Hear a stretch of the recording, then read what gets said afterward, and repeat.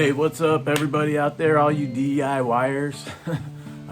Hey, I just wanted to give you some updates with DIY Envision. So I'm working on a new little project, and I'll give you a little snapshot of that. It's a really old, like early 1900s elementary school desk. Folds up, has a little hole in the top of the desk for ink, actually, for dipping a pen in and writing the old-fashioned way. It's pretty beat up, but it's in great enough condition to turn it into something I think that'll be pretty cool. So look out for that. That's coming. So there you can see at the top of the desk there's the hole for the cups of ink that the students would use.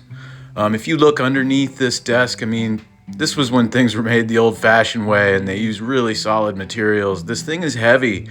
I don't know exactly how heavy it is, but it's heavy. I mean, that is all iron work under there, beautifully done. And with the top wood pieces, I think the wood grains and things, once it's refinished, it's gonna look really stunning, and I think it's gonna bring this whole thing right back to life.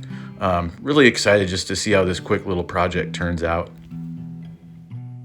But I also wanted to mention something that's kind of cool that we're doing. I have a whole nother business that I've started that has to do with like a cargo van type of business and deliveries and large items and stuff. So I wanted to kill two birds with one stone and get this cargo van that's fit for purpose for that particular business.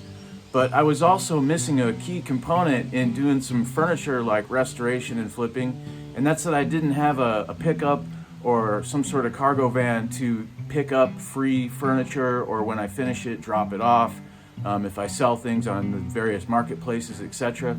So I'm really excited to have this cargo van for my other business, but I'm also really excited to have it to sort of complement and supplement the work I'm doing with the DIY Envision stuff too. So just excited about that.